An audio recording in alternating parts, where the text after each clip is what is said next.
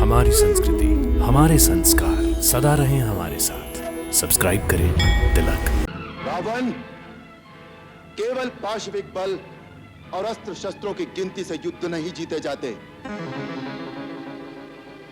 युद्ध जीतने के लिए धर्म और आध्यात्मिक शक्ति परम आवश्यक है। तुमने लक्ष्मण से कहा था कि तुम्हारे यहां कोई नीति, कोई धर्म नहीं होता।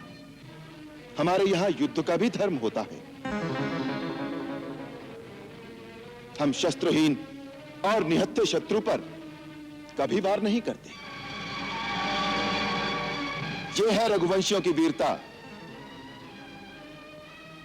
लंका नरेश, तुम इस समय शस्त्रहीन, सुरक्षाहीन और अपमानित अवस्था में केवल शत्रु की दया के कारण जीवित हो। इसी का नाम है दुर्दशा।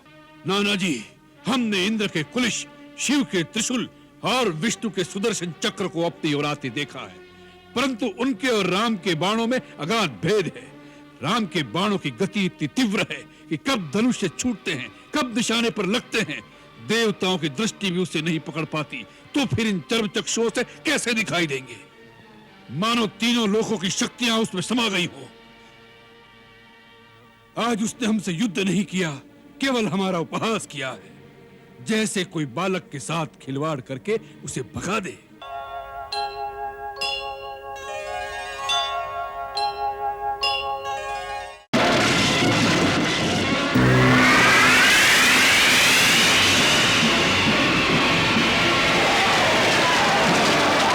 ये रथी योद्धा कौन है जो हमारी सेना का संहार कर रहा है?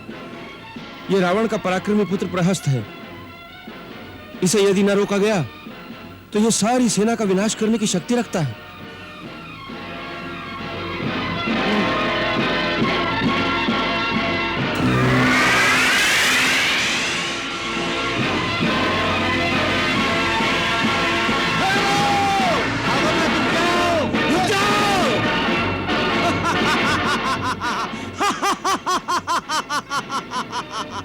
कायरों, कहां भाग रहे हो?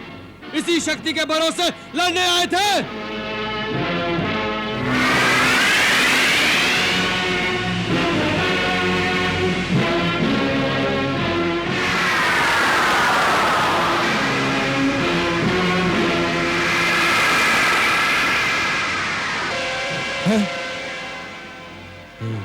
कोई बात नहीं, दूसरा बाण ले लो। अच्छा हुआ तुम आ गए। मैं तुम्हारी ही प्रतीक्षा कर रहा था, इसीलिए तुम्हारी इस वानर सेना को इतना त्रास दे रहा था, ताकि तुम दोनों भाई उनकी रक्षा के लिए स्वयं आ जाओ, जिससे तुम दोनों को एक साथ मारना मेरे लिए आसान हो जाएगा। तुम्हारा दूसरा भाई कहां है? उसे भी बुला लो। मैं महाराज रावण का पुत्र प्रहस्त तुम्हें बिना आज्ञा के लंका में आने के लिए दंड देना चाहता हूं। हे न्यायाधीश, एक एक भाई को अलग अलग दंड देना ही उचित रहेगा। पहले छोटे भाई से तो निपट लीजिए, फिर यदि जीवित रहे तो बड़े भाई के भी दर्शन हो जाएंगे।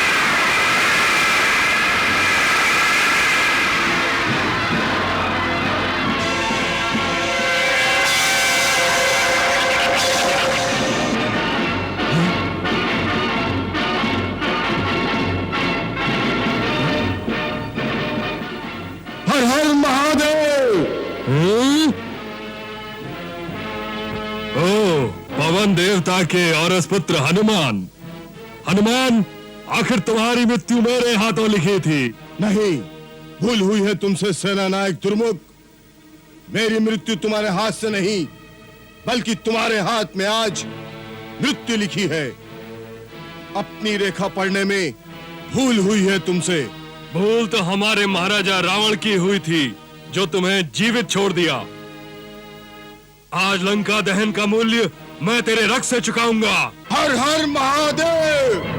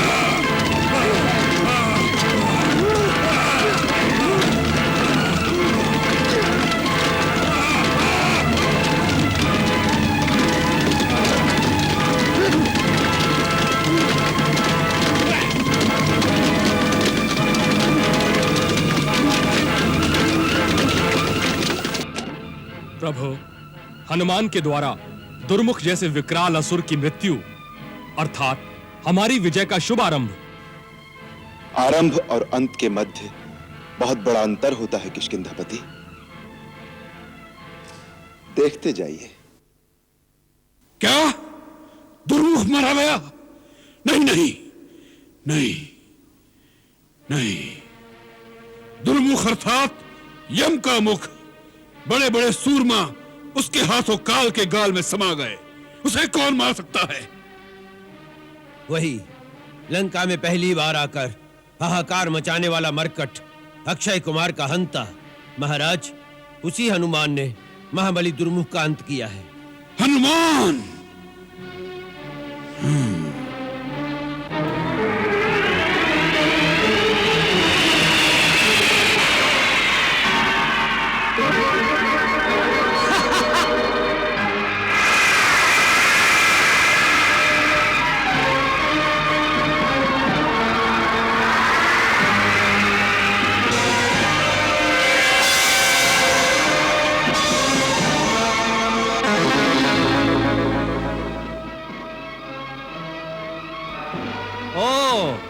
तो अपनी माया दिखाते हो?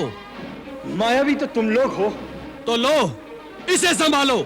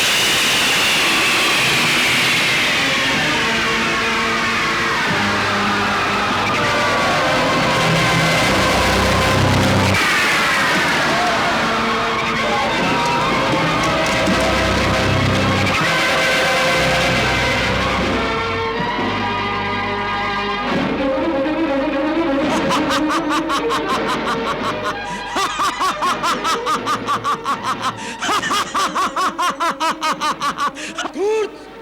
निरपराध वानरों की हत्या कर रहे हो। तुम जीवित रहने के योग्य नहीं।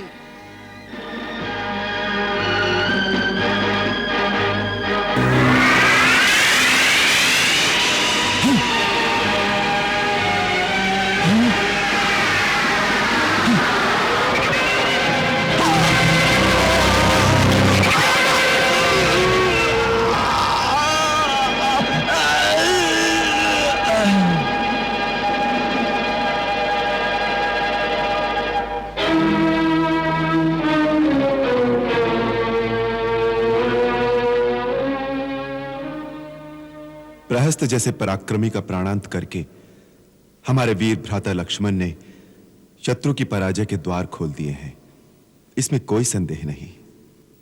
पुत्र की मृत्यु के आघात से तिल मिलाकर रावण प्रतिघात के लिए भीषण प्रहार करेगा। अब हमें पूरी तरह सावधान रहना चाहिए। सावधान तो वो नहीं रहता ऋक्षराज, जिसके अंतर की ज्वाला बुझ जाती है। मेरे अंदर ज्वालामुखी दहक रहा है, ज्वालामुखी। मैं रावण और मेघनाथ के आने की प्रतीक्षा कर रहा हूं। बोलो, बोलते क्यों नहीं?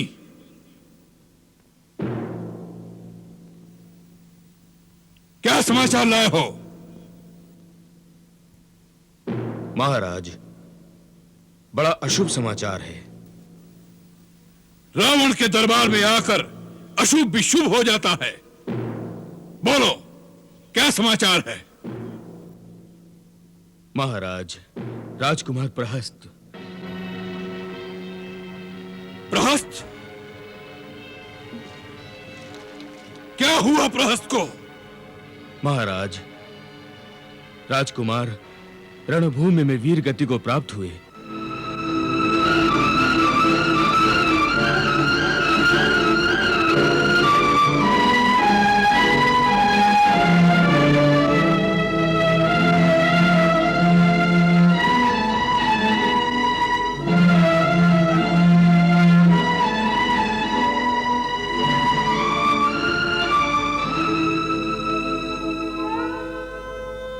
प्रहस्त?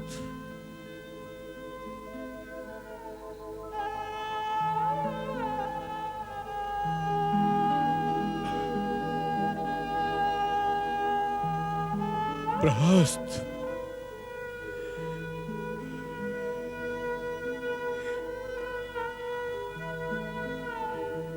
लंका का एक परकोटा ढह गया इंद्रजीत, ढह गया।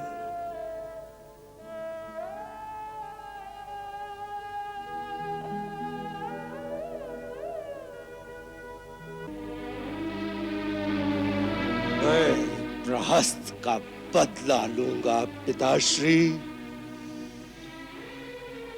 लक्ष्मण को ही नहीं, राम के एक एक भाई को अयोध्या तक नहीं छोड़ूंगा। जब तक चारों भाइयों को मारकर प्रहस्त का बदला नहीं लूंगा, लंका वापस नहीं लौटूंगा। नहीं युवराज, नहीं युवराज, यह अवसर मुझे प्रदान किया जाए। महाराज, राम का वध करने का प्रथम अधिकार मुझे है, क्योंकि उसने मेरे पिता का वध किया है। मुझे माता के वचनों की आन रखनी है। महाराज, मेरी माता ने प्रण किया है, जब तक मैं राम का सर काट कर नहीं लाऊंगा, तब तक अपने पिता का तर्पण नहीं कर सकता। हम तुम्हारी माता की भावनाओं का आदर करते हैं वीर मकराक्ष। वह जैसा कहे तुम वैसा ही करो, परंतु आज ही करो, नहीं तो हम स्वयं रणभूमि में जाने की बात सोच रहे हैं। हम इस युद्ध को लंबा नहीं करना चाहते। महाराज, मुझे एक अवसर दिया जाए। मैं उस रणभूमि में पहुंचकर प्रलय मचा दूंगा। शत्रु के संग्राम क्षेत्र को मैं शमशान क्षेत्र बना दूंगा। प्रतिहिंसा की अग्नि मेरे अंतर्मन में तब से धधक रही है, जब दंडका रण में मेरे पिता खर और काका दूषण ने सारी सेना के साथ अपनी आहुति दी थी। महाराज, आपको पता नहीं, मेरी माता ने मेरे पिता श्री खर के मरने के पश्चात आज तक अपने सुहाग को नहीं उतारा है। मृतक शरीर की आत्मा को शांति देने के लिए अभी तक तर्पण नहीं हुआ है। महाराज, मेरी माता का आज तक प्रण है कि जिस राम के बाण ने मेरे पति के प्राण लिए हैं, उसकी खोपड़ी में मैं जल भर के उसकी आत्म शांति के लिए श्राद्ध तर्पण करूंगी। आन है मुझे मेरी मां के आंसुओं पर। मैं अपनी मां का प्रण पूरा करूंगा। राम के सर को काटकर मां के अंदर धधकती ज्वाला को शांत करूंगा। करेगा, अवश्य करेगा वीर मकराक्ष। हमें विश्वास है तुम्हारे अंतर में धधकता ज्वालामुखी आज इस युद्ध का अंतिम निर्णय कर देगा। जाओ, तुम्हारी जय हो वीर मकराक्ष। जय तो महाराज धीराज लंकेश रावण की होगी।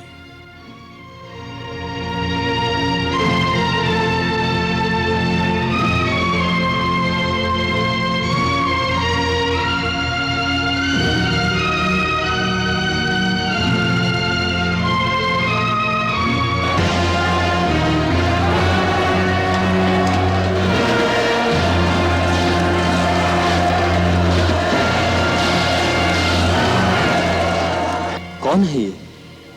क्या रावण आ गया? नहीं, रावण नहीं। तो फिर ये है कौन? मकराक्ष। मकराक्ष कौन? रावण के भाई सेनाधिपति खर का पुत्र। खर जो पंचवटी में था?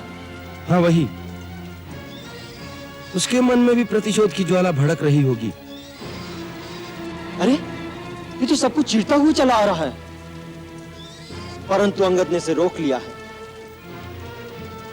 वो परम योद्धा है लक्ष्मण, अकेले अंगद के बस का नहीं।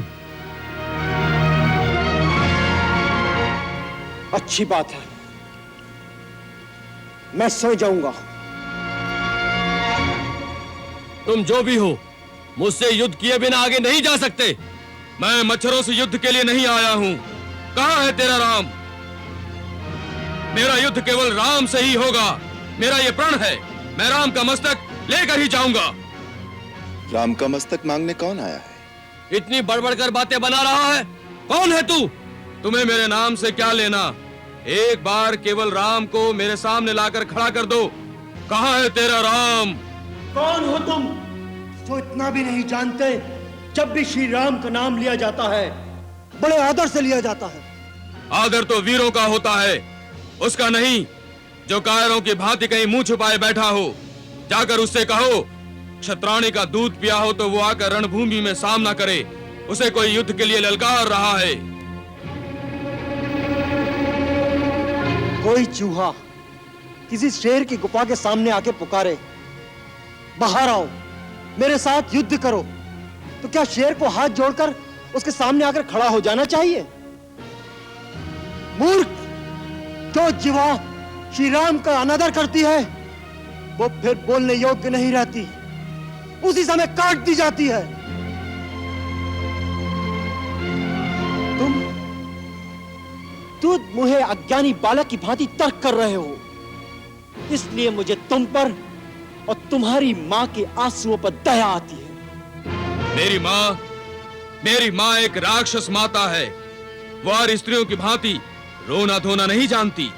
उसी मां ने मुझे आज्ञा दी है कि जाकर उस राम का मस्तक काट कर मेरे सामने लाओ। अब क्या होगा? क्योंकि हमारे रहते श्री राम तक तुम्हारा पहुंचना असंभव है।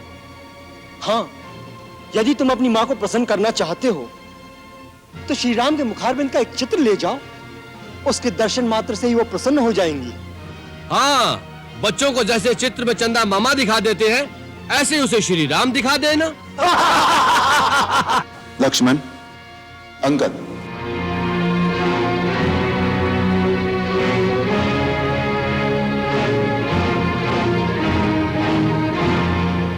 किसी वीर के संकल्प का उपहास करना वीरों को शोभा नहीं देता। राजकुमार अंगद, इस वीर ने हमें युद्ध के लिए ललकारा है और युद्ध की चुनौती स्वीकार करना ही सच्चे क्षत्रिय का धर्म है।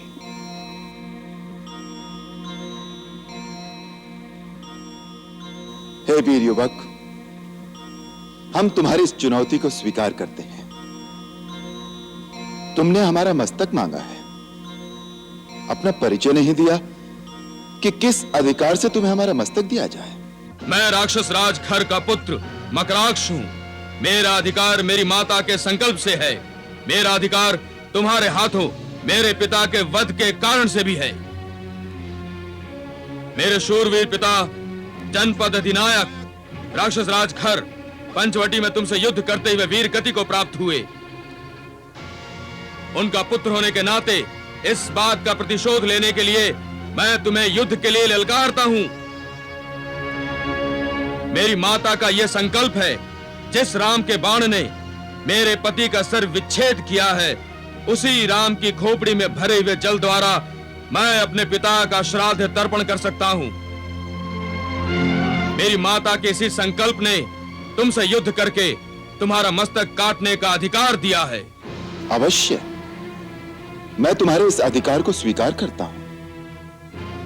मैं तुम्हें वीर मानता हूं युवक, कि अपना मस्तक संकट में डालकर पिता के शत्रु का मस्तक लेने रणभूमि में आ गए हो। किसका मस्तक संकट में है अभी निर्णय हो जाएगा। युद्ध केवल मेरा और तुम्हारा होगा, कोई अन्य महारथी बीच में नहीं आएगा। बोलो, मेरी चुनौती स्वीकार है? तुम्हारी हर इच्छा पूर्ण होगी वीरासुर। और सुनो, मैं तुम्हें वचन देता हूं कि यदि तुम्हारे हाथ मुझे वीर गति प्राप्त हो तो मेरे इस मस्तक पर तुम्हारा अधिकार होगा। मरणोपरांत मैं ये मस्तक तुम्हें दान करता हूं। विभीषण, सुग्रीव, अंगद, आप सब मेरे इस वचन के साक्षी हैं। लक्ष्मण जी भैया, मेरे इस वचन को पूर्ण करना तुम्हारा धर्म होगा। रघुवंशियों के वचन का मोल तुम भली भांति जानते हो।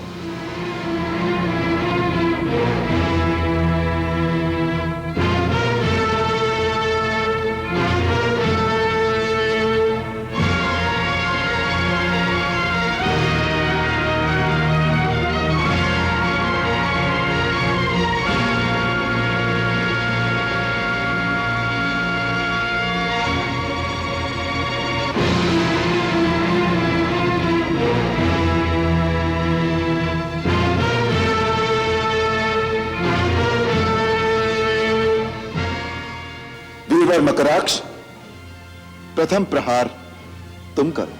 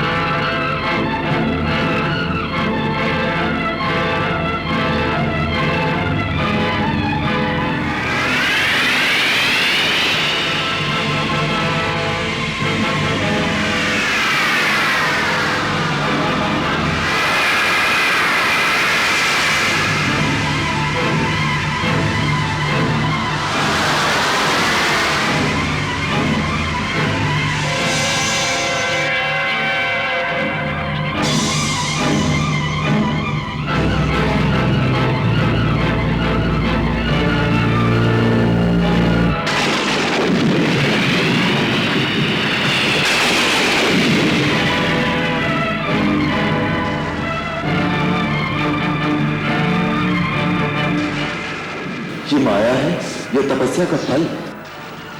प्रभु, उसने पवन के देवता वायु और वर्षा के देवता वरुण को अपने वश में कर रखा है। ये सब उन्हीं के दिए हुए दिव्य वरों का प्रभाव है। आप यदि वायव्यास्त्र और वरुणास्त्र का अनुसंधान करें तो इस माया से मुक्ति होगी।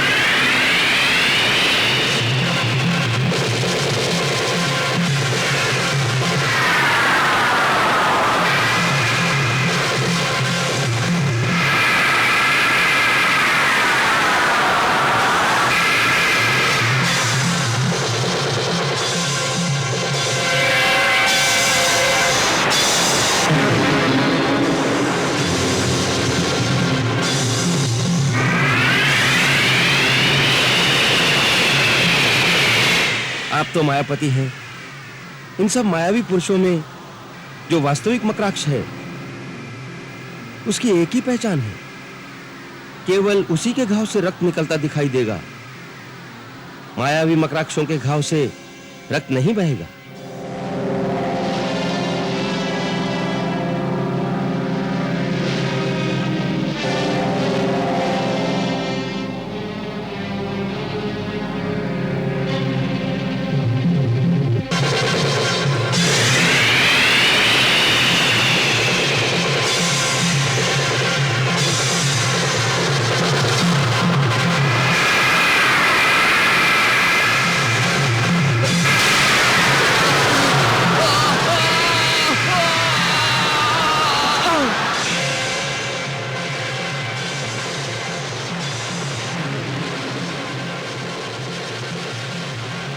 श्री राम प्रभु की जय। श्री राम प्रभु की जय। श्री राम प्रभु की जय। जय इस वीर बांकुर योद्धा की, इस मातृभक्त प्रचंड पराक्रमी की। मां के संकल्प पर अपने प्राण अर्पण करने वाले सपूत, तुम्हें राम प्रणाम करता है।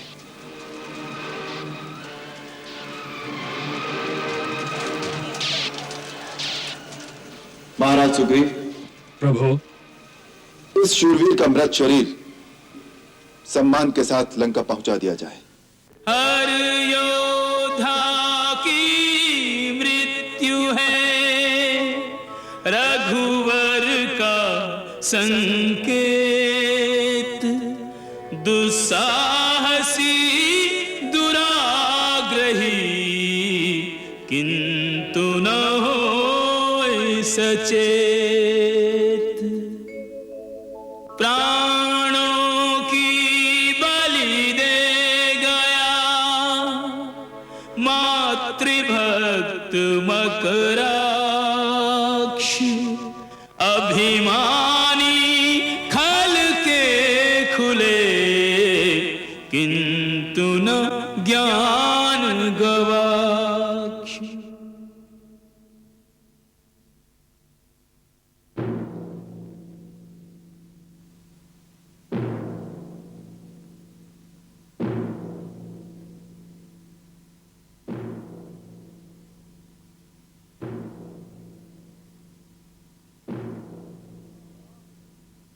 वीर मकराक्ष, तुम तो वीरों की भांति रणभूमि में अपने प्राण देकर गौरव से ऊंचा मस्तक किए उस लोक में अपने पिता के पास चले गए, परंतु लज्जा से हमारा मस्तक झुका गए।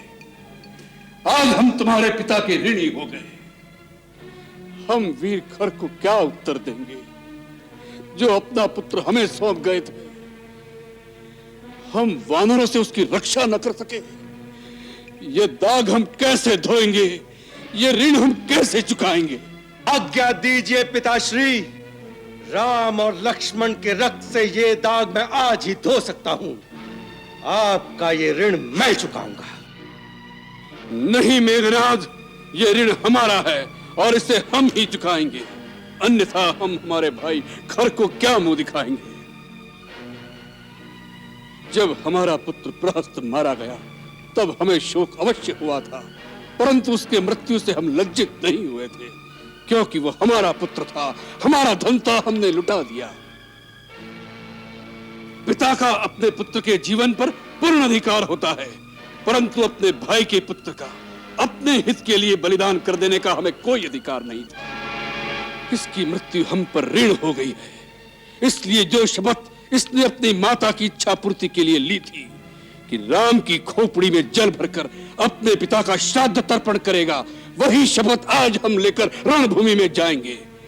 हमारे साथ सेना को कूच का आदेश दिया जाए। क्षमा करें महाराज,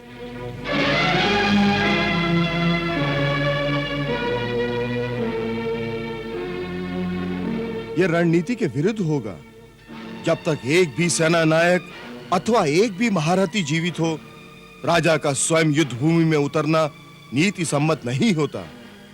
एक तो उससे राजा की शक्तिहीनता का आभास होता है, दूसरे सेनापति अथवा महारथी की मृत्यु से राजा पराजित नहीं होता, परंतु यदि राजा को कुछ हो जाए तो सारे देश की पराजय उसी क्षण ही हो जाती है। सेनापति कंपन, तुम केवल सिंहासन की शोभा बढ़ाने वाले किसी राजा से बात नहीं कर रहे, तुम महारथियों के महारथी, तीनों लोकों के विजेता, परम शूरवीर रावण से बात कर रहे हो। हम यह भी देख रहे हैं कि शत्रु एक साधारण योद्धा नहीं है, हमारे महारथियों का बस का नहीं है। वह इसी प्रकार हमारे महारथियों का एक एक दो करके अंत करता रहेगा तो हमारी सेना का मनोबल दिन प्रतिदिन क्षीण होता जाएगा और उसका यश और मनोबल उसी प्रकार भड़क उठेगा जिस प्रकार यज्ञ में घृत की आहुति पड़ने से अग्नि की ज्वाला भड़क उठती है। इससे पहले कि वह ज्वाला उसकी यज्ञशाला से फैलकर हमारे सारे देश को भस्म कर दे, हम आज ही उसकी यज्ञशाला को विध्वंस कर देंगे। इस युद्ध का लंबा होना लंका के हित में नहीं है। हमारे कूच का डंका बजाया जाए।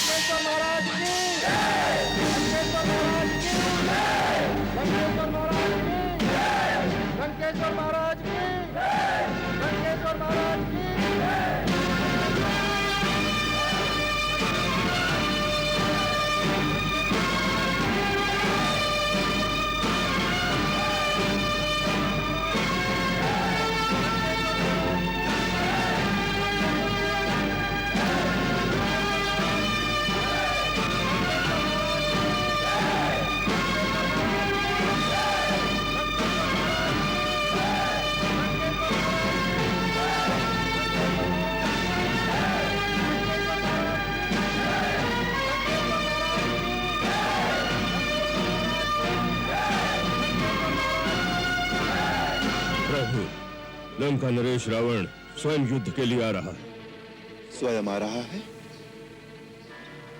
इतनी जल्दी? हाँ प्रभु, उसे मकराक्ष और प्रहस्त की मृत्यु सहन नहीं हुई। इसका अर्थ ये भी है वो अपना संतुलन खो बैठा है। युद्ध में वीरों का इस प्रकार विचलित होना उचित नहीं होता। शत्रु इतनी जल्दी विचलित हो गया है कि उसे अपने परम योद्धाओं के रहते हुए भी स्वयं युद्ध में आना पड़ रहा है। यह आपकी विजय का संकेत है।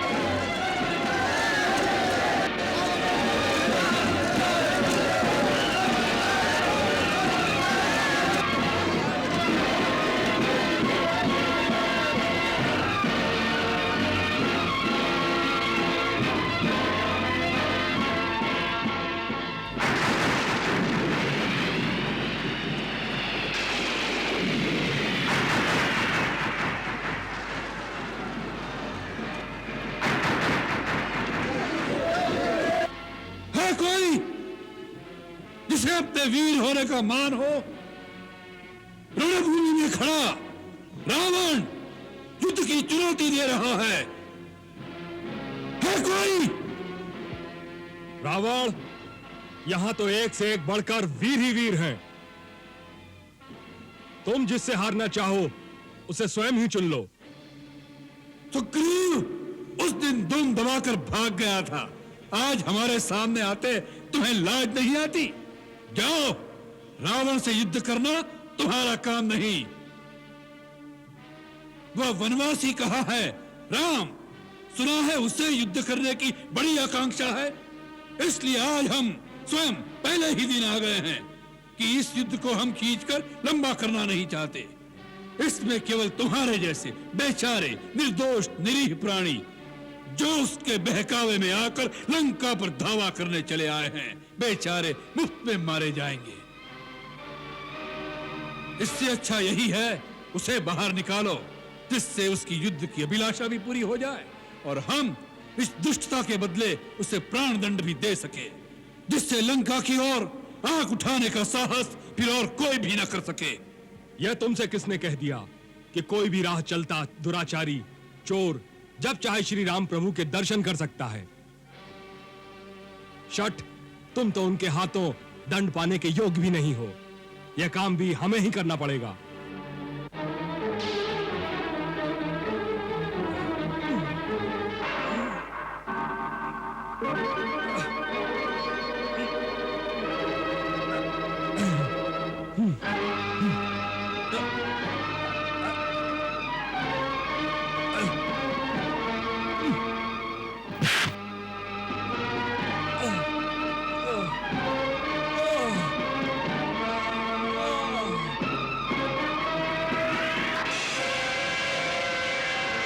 निर्लज्ज, एक उचित योद्धा पर बाण चलाते हो? तुम्हें तो युद्ध के प्राथमिक नियम भी नहीं पता। तुम्हें रणभूमि में किसने भेज दिया? जाओ, युद्ध धर्म की शिक्षा लेकर आओ। जो रणभूमि में आ गया वह हर प्रकार से वध करने योग्य हो जाता है। राक्षस वीरों का यही धर्म है। हम इन मानवीय भावनाओं की निर्बलता में नहीं फंसते। युद्ध का एक ही लक्ष्य है, जीत, वो किसी प्रकार भी हो। तुम ठीक कहते हो। नियम, नीति, धर्म, इन सब बातों से तुम जैसे लंपट दुराचारी का क्या रिश्ता? ये तो सभ्य लोगों की बातें हैं। तुम जैसे असभ्य जानवरों को ये बातें समझ में नहीं आएंगी। तुम्हारी गाली का उत्तर मेरा ये पैना बांध देगा।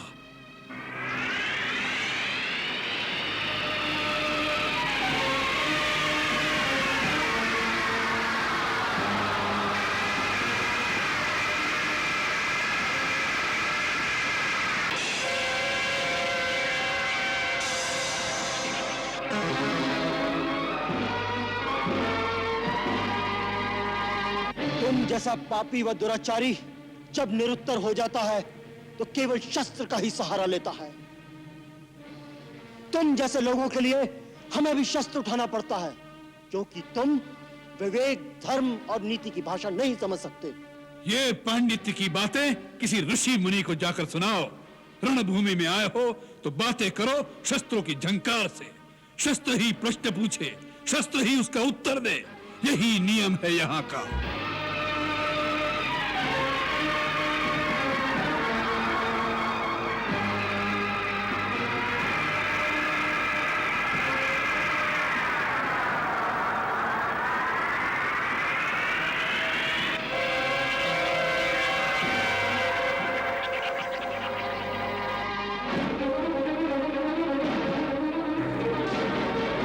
स्वयं जाइए प्रभु, आपके बिना उसका सामना कौन कर सकता है? वो अकेला ही हमारे अनेक योद्धाओं को मारकर हमारी सेना की बड़ी क्षति कर सकता है। युद्ध के पहले दिन ही यदि शत्रु का इस प्रकार प्रभाव बढ़ जाए तो अपनी सेना के मनोबल की हानि होती है।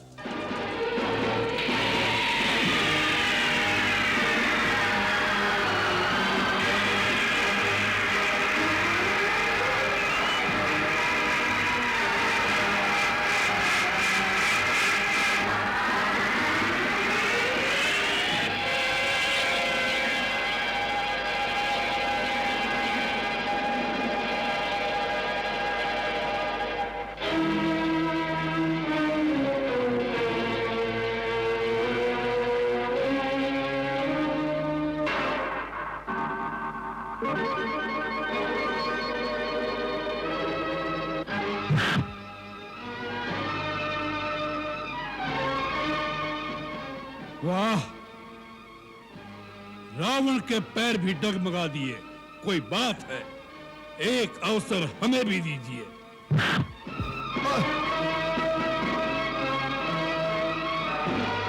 जय श्री राम।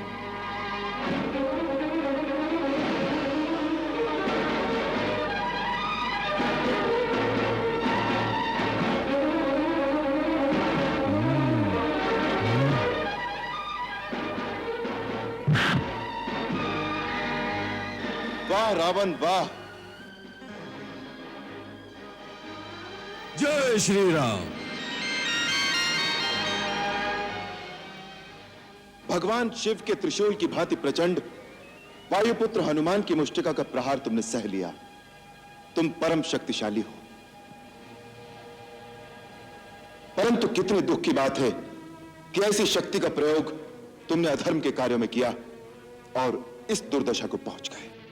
दुर्दशा? किसकी दुर्दशा, हमारी या तुम्हारी? तुम्हारी।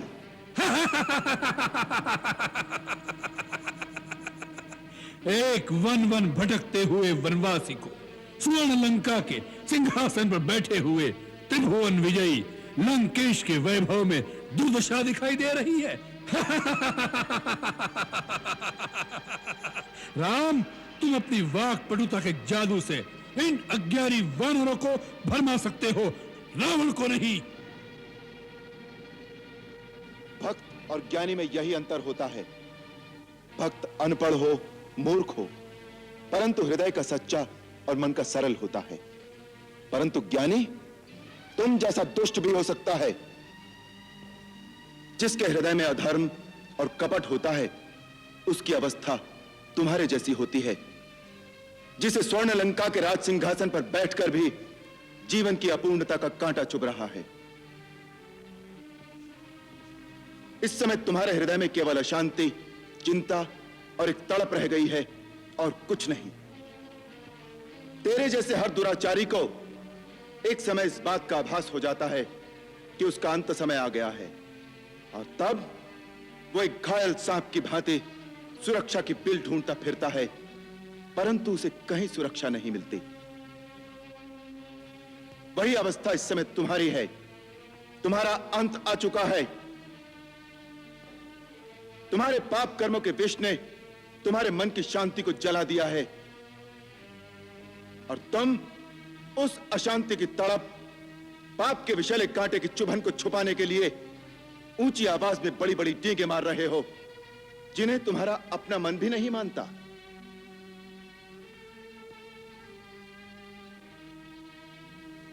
रावण, इसी अवस्था का नाम दुर्दशा है।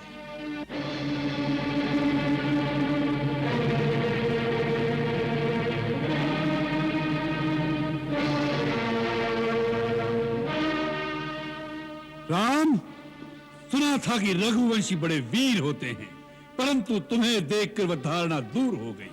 तुम तो किसी राजा के दरबार में बिरदावली सुनाने वाले भांडों और पंडितों की भांति कोई उपदेशक लगते हो। अरे जो वीर होते हैं वह धनुष बाण से बात करते हैं, जबान से नहीं। और ये कंधे पर जो धनुष रखा हुआ है ना, वह कोई शोभा की वस्तु नहीं होता, उससे तीर चलाए जाते हैं ऐसे।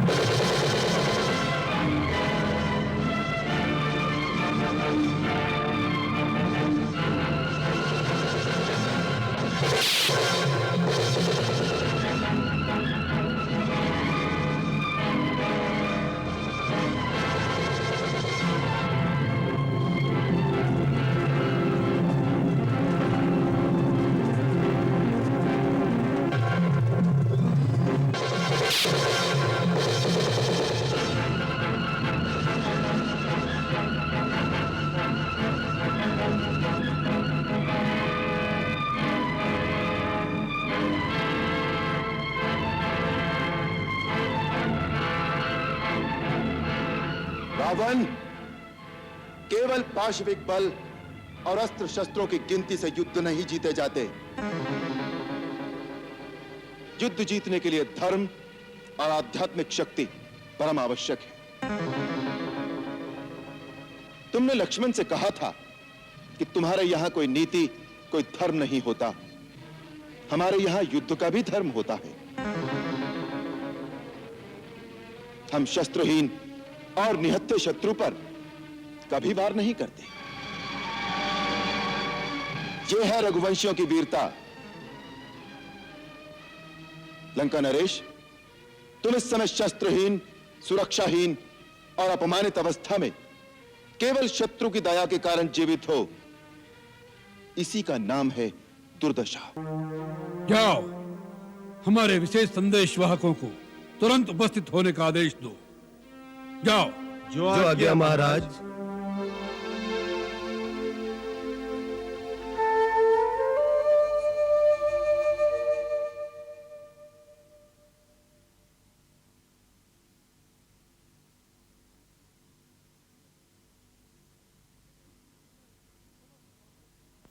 इस युद्ध में समस्त राक्षस शक्तियों का एकत्रित होना आवश्यक है। इसलिए हम चाहते हैं कि इस धरती पर जहां जहां राक्षस शक्तियां हैं, वे सब एकजुट होकर इस समय लंका की सहायता के लिए आ जाएं। शार्दुल, महामेघ, तुम माया के परों पर उड़कर 8 दिशाओं में जाओ। 7 द्वीपों में, कठोर पर्वतों पे, पाताल की कंदराओं में, चक्रवाल गिरी के ऊपर, सर्वत्र जहां जहां राक्षस शक्तियां हैं, उन्हें लंकेश्वर का आवाहन सुना दो कि आज समस्त राक्षस जाति की प्रतिष्ठा का प्रश्न है। आज असुरी शक्ति इस वानर सेना का मुकाबला भी न कर सकी तो उन्हें इस पृथ्वी पर रहने का कोई अधिकार नहीं है। इसलिए युद्ध के लिए सुसज्जित होकर सबको लंका में एकत्रित हो जाना चाहिए। जाओ। जो आज्ञा महाराज।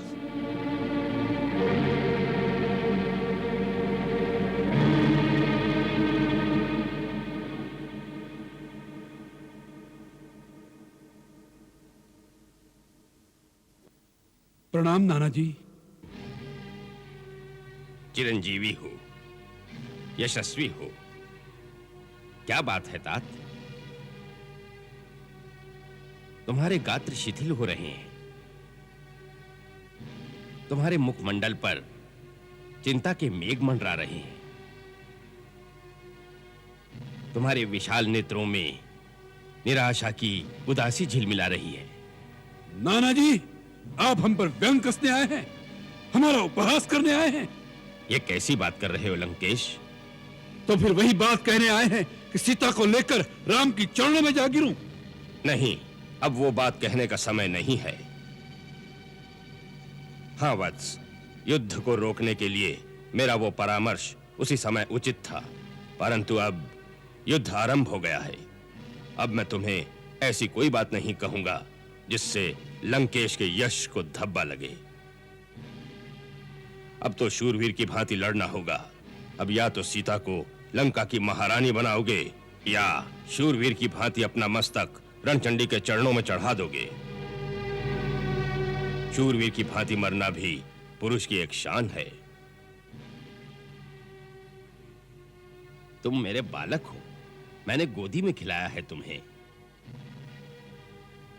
सदा तुम्हारी उन्नति, समृद्धि और कीर्ति की शुभकामना की है। तुम इस पृथ्वी पर असुरों के शिरमौर हो। तुम्हारा मस्तक झुक जाएगा तो इस भूमि पर राक्षसों को सिर छुपाने के लिए कोई जगह नहीं रहेगी। मैं ये पूछने आया हूं, तुम इतने हतोत्साहित क्यों हो गए? उत्साही नहीं हुआ नाना जी, विचाराधीन हो गया हूं। किस विचार में खो गए हो वत्स? जितना सरल समझा था उतना सरल नहीं है शत्रु का पार पाना। नाना जी, शत्रु प्रबल है। तुम स्वयं प्रबल से प्रबलतम। भीषण विप्लव हो दशानन। तुमने इंद्र के वज्र, शिव के त्रिशूल और विष्णु के सुदर्शन चक्र का सामना किया है लंकेश। यही तो विचार करने की बात है नाना जी।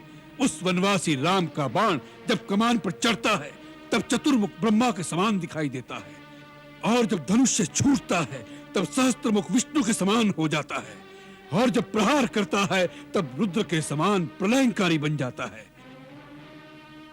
नाना जी, हमने इंद्र के कुलिश, शिव के त्रिशूल और विष्णु के सुदर्शन चक्र को अपनी ओर आते देखा है, परंतु उनके और राम के बाणों में अगाध भेद है।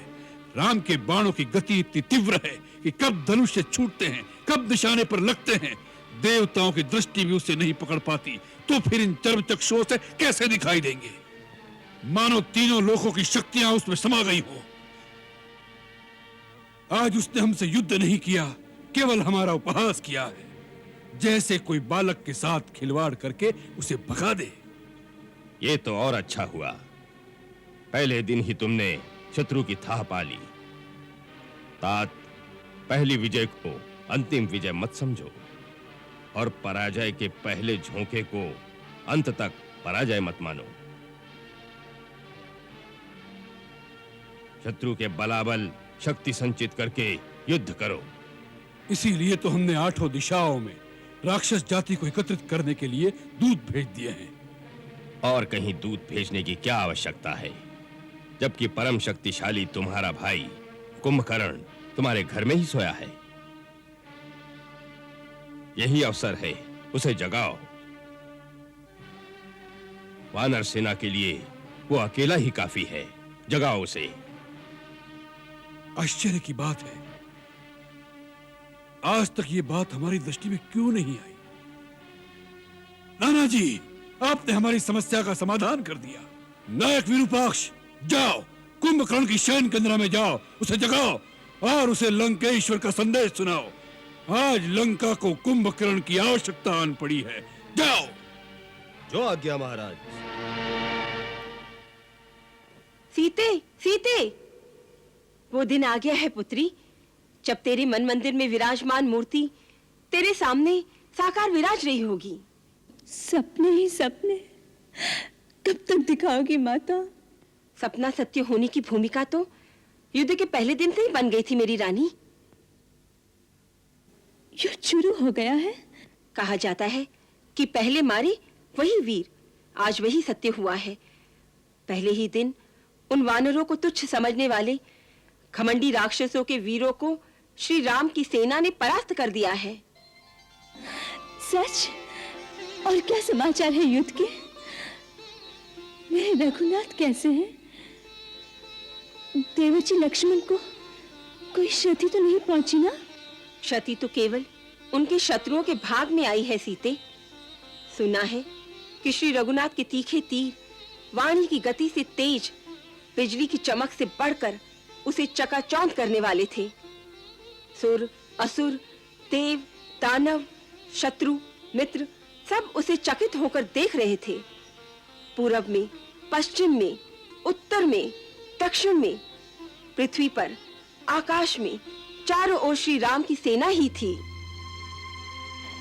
इसका प्रभाव पापी रावण पर कब पड़ेगा? पड़ चुका है। पहले ही दिन तेरे परमवीर पति ने उसे निशस्त्र करके युद्ध की भूमि में सबके सामने अपमानित करके भेजा है, ये कहकर कि निशस्त्र पर हम रघुवंशी वार नहीं करते। जा, कल फिर आना। फिर क्या? वो एक घायल सर्प की भांति तड़प रहा है। उसका मनोबल टूट गया है और मैंने सुना है कि वो अपने भाई कुंभकर्ण को जगाना चाहता है।